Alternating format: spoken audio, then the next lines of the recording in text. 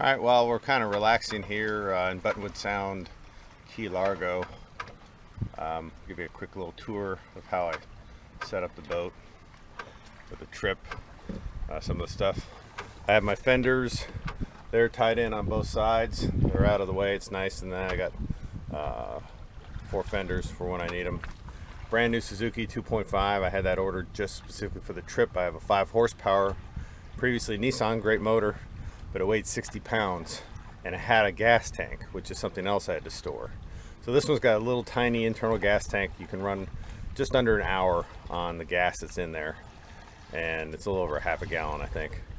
And then that engine only weighs 29 pounds, which makes it possible for me to get it on and off of the boat by myself. The 5 horse was kind of difficult. And then I have my dinghy that normally lives on the V berth. It's a roll-up West Marine. I think it's a PRU3. It's PVC. Probably is not going to last that long. Roll-up floor. You know, you're not going to plane on it. But I put 4 people. It says 3. And gear. You know, we had 4 people in gear on it. 4 piers. Gets the job done. A little 2.5 seems to push it along. And I got a life sling set up. I don't know who's going to throw it to me since I'm the only one on board, but I did have the 14-year-olds make the offshore run with me, so I guess if I fell overboard, they could have thrown it. I did brief them on that. I got my solar panels up here, 2 100 waters. So now that I've gotten into warmer weather, they weren't doing really well earlier in the trip when it was cold and or wet, but now they seem to be cranking out, and you can get about 30 amps a day out of each one of them. So, you know, 25 amps, maybe 50 amps between the 2 of them, which that'll be good. Put 50 amps into the battery bank. I have a 230 between the 2 batteries. I have a 150 AGM battery for the house bank, and that's my primary. And then just for this trip, I bootstrapped another 80 amp hour battery in, so I'd have 230 amp hours for the house bank, plus another 70 amp hour start battery that's brand new I bought for the trip also. Instrumentation, I've got a Garmin 547 XS. It pretty much gives you all the information that you could ever need. Of course, it's a GPS and a chart plotter, and it's got the Garmin G2 charts in it. And it's also, the boat, when I bought it, had bad electronics. The only thing I've kept out of the boat electronics is this autopilot head and the flux compass. But this wheel I had to change because the previous wheel was shot. It had the black wheel. This is an original ST4000. This wheel is for an ST4000 Plus, but they are compatible with each other, and it works great, and I couldn't make the trip without it. I have a wind instrument. Tells me wind direction and speed, except for a couple months ago, the anemometer on top of the mast stopped spinning, so I haven't had a chance to have anybody go up there and pull it apart, see what's going on with it. Maybe I need a new one. It's only 4 years old, but you know, it's a $500 part, typical boat item. I got this instrument that reads pretty much anything on the network. Right now it's telling me depth and boat speed. That boat speed is coming off of the wheel on the transducer. And then this speed is obviously the GPS speed, so they're a little bit different. So I'm showing 1.9 boat speed with a 2.2 or so GPS speed. And then also, which is really nice now, my new VHF radio has AIS, so I can hit other vessels. AIS list, and look at that, it's not showing me any, so it's not great to show you the AIS. But coming out of down the coast in Lauderdale and Miami, there's just like tons of AIS, and I was getting AIS alarms left and right. You know, all these big 68-foot Vikings trying to run us over. So but having AIS is nice, and the AIS will actually show on the chart plotter. Also on the chart plotter, if my anemometer was working, it would show true and apparent wind course relative to us, so you don't have to look up at the Windex. It shows right here on the chart plotter, which is awesome. Again, this is all NEM, the NMEA 2000 network and it all ties in. Pretty much everything anywhere in here will show up on my chart plotter. The only difference is this old autopilot doesn't tie into the chart plotter, so it's pretty much just holds a heading for me. Got a compass here. This is the wheel for the autopilot. They got your standard Catalina instruments that came with the boat. You got a tachometer, got a fuel gauge, you got water temperature gauge, which is critical, voltmeter that tells me if the alternator's got an output, oil pressure light, high water temperature, which will also have an associated horn where the horn is down here, and that'll tell you, alert you that you either have low engine oil pressure or high engine water temperature. Either one is not good. And there is the start button to start the engine. Okay, so that's pretty much what's going on here, other than you have the throttle, fast and slow, and then your transmission selector, forward and reverse. I love the way Catalina does this, and just super. I learned on O'Day 30. I didn't really like the way the controls for the engine were laid out, and this one is just perfect. I just really love the binnacle in general. Oh, I also put in this little levo gauge. You know, it's a cheap little thing, but when everybody goes, oh, we're really leaning over, I go, well, we're only doing 10 degrees, you know, so, you know, and so at least it tells me what the angle of the boat is when we're really in the wind and heeling over. Okay, enough of that. All right, continuing on with some of the items on the boat. When I bought the boat, I changed all of the standing and running rigging. What that means is all the cables on both sides, there's shrouds on either side, 4 on either side. They support the mast on the left and the right. And then you have the forestay, and then these 2 backstays right here. If you look up, and that's all the rigging that was changed because it was original to the boat. So it's got all new rigging. I also had to change one of the chain plates that was cracked, and I had one made. All these blocks, and these are blocks right here. They're Garhauer, which came with the boat. I bought all new Garhauer blocks for the boat, and all the lines are also new, which is consists of the running rigging. All these rope clutches were good and original, and they seem to work really, really well. Winches are brand new because somebody decided to take the ones I had on board one night, and they're about $1,000 a piece, so that wasn't very nice of them. They also took some running rigging and everything that was downstairs when I was re-rigging the boat. So my first set of rigging got taken, so that's the second set. But these are all brand new Lumar winches, pretty much consistent with what was on here. These are the same. These are Ocean 16s, single speeds. These were Ocean 30s. These are not the Ocean version. They're a little bit shorter. They're a little bit cheaper, and they're fine. So I bought those instead. All the lines, got some high dollar lines in a couple areas. This is the main halyard line, this black line. It's got a dynamic core to it, so it's very, very strong. So I put a pretty much an expensive line in that position. I was told not to do that with this line, which is the main sheet, just because you want a little bit of stretch in the main sheet, and this doesn't stretch as much. So this is just kind of your standard nylon line, like everything else, and then got topping lift and the boom bang and a reefing line.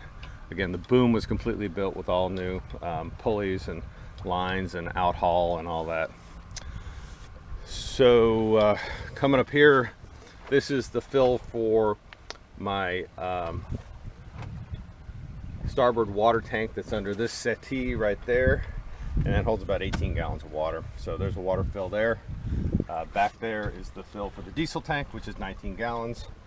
And then for this trip, I wanted the extra range, so I've got these are 5-gallon cans. I got about 11 gallons between the two of them crammed in there, so that gives me 30 gallons if I have full fuel when I depart somewhere. 5-gallon gasoline tank That's going to run obviously the outboard motor, and I also have a Honda 2000 generator on board that I can use if I need to, and that will charge my batteries. And also I have air conditioning, which I don't think I'll need on this trip, so I could run the air at night, because you need AC power to do that. This sail well, the canvas is all new when I bought the boat. Now it's 4 years old, so it's starting to show a little bit of wear, but this is all Sombrella canvas. I had this made original, kept the original frame, not quite exactly the way I would have done it. I may redo the frame next time I do the canvas. It's got a couple of issues. It's good and it's bad. You know, everything's a compromise, but there's a couple things that aren't quite right with it. One thing is you can't turn a winch handle 360 degrees on any of the jib sheet winches, so because the frame blocks it. So I don't know what they were thinking there, but the good thing, they're 2-speed winches, so you can get away with it. And then this sail I had made, it's Marblehead 104. I believe it's a 7.5 ounce fabric. It's pretty thick. One of the best. It was an upgraded fabric when I had the sail made. I spent about $2,200 on it, and it's fully battened, 4 fiberglass battens, and it's got only one reefing point. It's got the Jiffy reefing you can see on the back and the front. In theory, you can do that all from the cockpit. You can do most of it from the cockpit. It's really hard to pull this back line in and reef it when it's under any kind of load at all. So normally don't. And then you can tie these. I normally don't keep those on there, but you can tie those down, and when it's in the reefed position, and that helps keep the sail. Gives a couple of additional points to connect the reefing points to the boom. Pretty good. It had a Dutchman system on it when I bought it, which is a furling system. I elected not to go back in with that. I wasn't real thrilled with it. I thought I'd put in lazy jacks or something like that. And pretty much all the tracks I redid and got these super slick tracks. And this thing just drops. It just drops on me. So I used to just drop the sail. I just open the rope clutch on the main halyard, make sure it's clear, drop it on, and get one tie on it. And then when I'm anchored out, I call it good. This is the outhaul line right here that I almost never adjust. This gooseneck was all rebuilt also. So this gooseneck here was all worn out here. So this whole gooseneck was redone. I had it all welded and a brand new one made here, so now it doesn't wobble, and it was pretty walled out from years and years of work. All right, continuing on with the tour here. So again, this chain plate was busted, and that's what I had replaced. I had one welded. The guy helped me rig the boat. It's just amazing. And these hatches, both of them leaked on both sides, so I put new hatches in. These are opening hatches on both sides. They're Lumar hatches, and I got the screens for them, which is nice. I used them last night because there's some mosquitoes out there in Key Largo even now. And I have mosquito coverings for all these opening hatches I can throw over the top. This is the main hatch underneath. Here is the V-berth, which is where I've been sleeping, and I prefer the V-berth. For a couple of reasons. It's just, especially you open this hatch up, you can get a view of the night and the sky, and you get a great breeze, and it's just huge. And if you need to check something in a hurry, you can crawl out of it and just crawl out of the hatch and do whatever you need to. Let's say the anchor's dragging you right here. The anchor is right there. You can take care of anchor or whatever else is going on.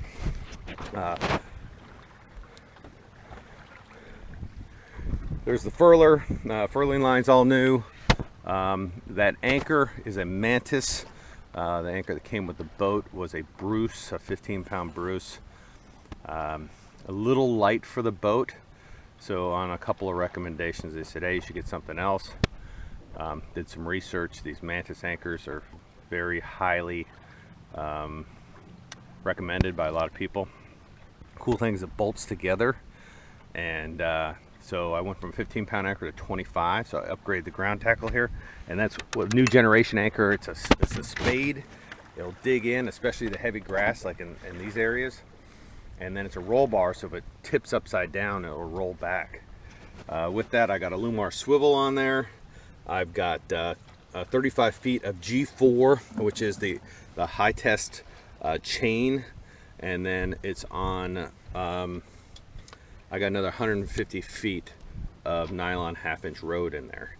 And then in the bag is a Fortress FX11 with another, I think, 10 or 15 feet of chain and rode. And that's my secondary anchor in case I need to set 2. Here is the water fill for the other water tank. The main tank is under the V-berth, and it's just shy of 30 gallons. And that's the one I go off right now. So when I'm on this trip, what I'm doing, and I normally keep that tank empty.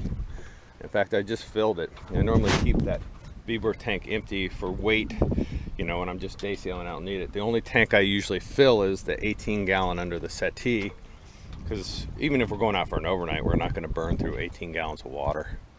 And but now, of course, on this trip I got it. So what I do is I shut off the tank under the settee, and then I run off this 30 gallons. When I run dry on the 30 gallons, I know, all right, I'm down to 18 gallons. I need to be a little more careful. The other thing about that is this tank is very difficult to look at it. I don't have any kind of tank gauge, so I can't tell how full it is until it starts spitting, telling you that it's running dry. So this tank is much more accessible. I can actually look at it, and I can look at the side of the tank, and I can see the water level in the tank. Like it's 3/4 full, it's half full. So that's the water situation. So got about 50 gallons on board, just shy of 50. I got 30 here, 18. Actually, it's 25 gallons here, 18, and I got a 6-gallon water heater. So, which is similar to some of the bigger boats, like the Catalina 320. It's got the same exact amount of water tankage. In fact, the same size fuel tank, even with a bigger motor. So, this motor is a universal M320, 18 horsepower. Universal is a marinized Kubota tractor engine, which is nice in the fact that if you need parts for the engine, there's a really good owner support organization. You know, we just all email with each other, and if you have any issues with the boat, everybody's chiming in and helping each other out. There's probably 200 or 300 owners on there, and you know, you get all, there's tons of information, PDF files and projects that people have done, and they just put them on there. So you have this amazing reference of things you can do to your boat. And so because it's a Kubota tractor, obviously the tractor Kubota parts are going to be cheaper than the marine parts, because Universal, it's actually a universal engine, and they marinize the Kubota tractor, and then they also sell parts, but the Universal parts are twice what the Kubota parts are. So you cross-reference and you buy the Kubota parts if possible, like fuel injectors and items like that. Okay, so here we are. I'm just drifting along here. I think I'm gonna have to do something because we're coming up to a channel marker. And well, here's the solar panels on my boat. 2 100-watt panels, flexible, all tied together with Y connectors and MC4 connectors. And then I just keep them, I never keep them on the boat while it's at the dock because I don't need it because I have power. So I keep these in the V-berth, which is nice. They can just go against the wall of the V-berth and store easy.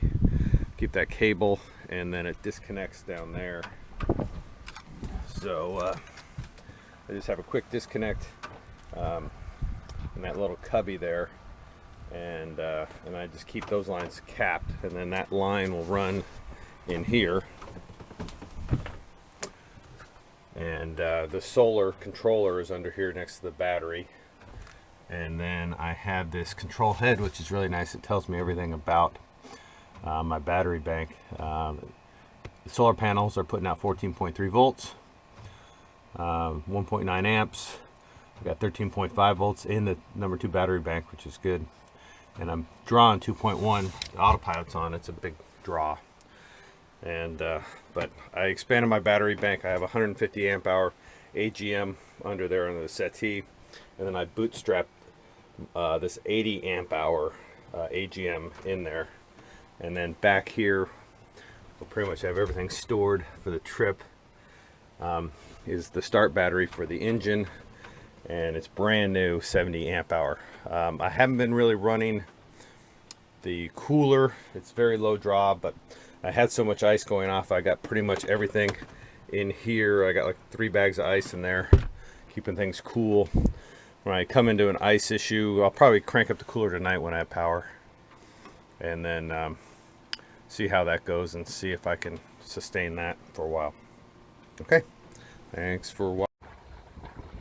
Alright, I figured I'd show you what the AIS looks like. If you look here on the chart plotter, you can see this boat here. It's doing 4.4 knots, it looks like. That's the boat right there. And obviously he has an AIS. This is his track, and this is where he's going to be in 2 minutes. And he's going to pass right by us. And then if I pull up the menu of other vessels, I'll be able to see him. It's Rula Bula, and he's 0.3 miles away, doing 4.3 knots, heading on a bearing 068. Pretty nice. And then I got these other 2 boats too that also have AIS that are relatively close.